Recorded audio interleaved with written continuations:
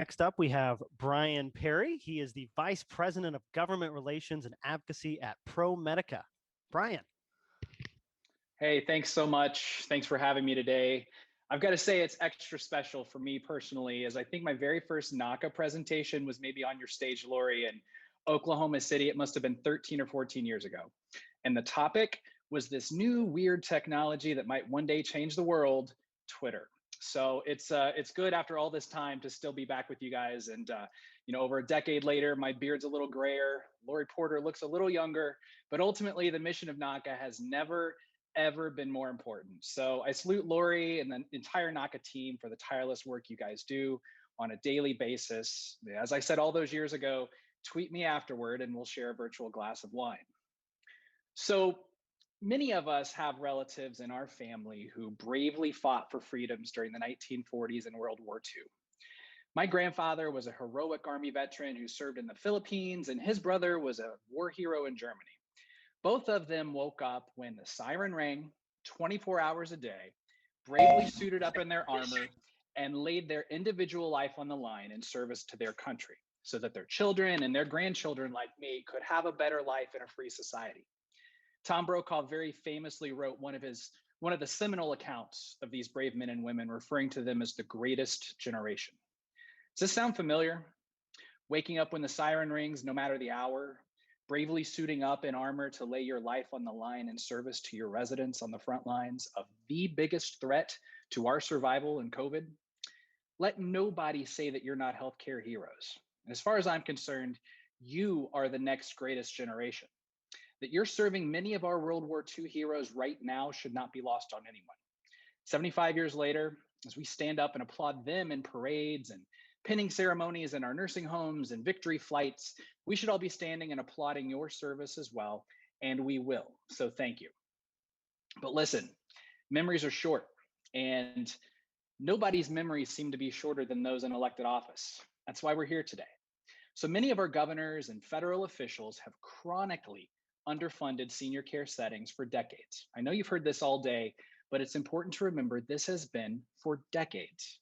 While trillions of dollars have been spent just in 2021 on COVID recovery, none of us in the hardest hit areas of healthcare have yet been able to convince these lawmakers to send us even the pocket change found in the couch cushions. And that's on us, folks like me who do this full time. Luckily, folks like me have an army of experts just like you with your discussions today. We have to be relentless in pressing our needs for new resources, smarter care delivery models, and laying out what the future of nursing home care in this country can and must look like. I'm personally just a suit from a company who delivers care.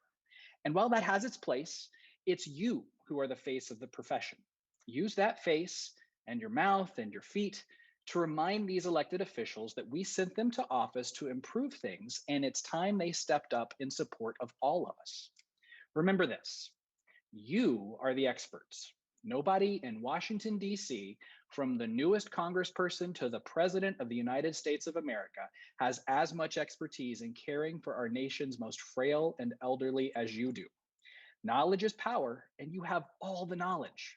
It's CNAs, it's nurses, advocates, union members, non-union members. It's providers, academics, geriatricians, and in particular, it's patients and their families.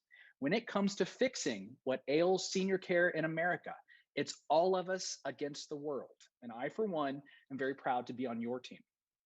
The team here at NAHCA, and as so many others here today have said, it is important that your voice is with these politicians, and they're exactly right. If we don't tell them what your life and career is like, they will not know, and therefore they cannot act.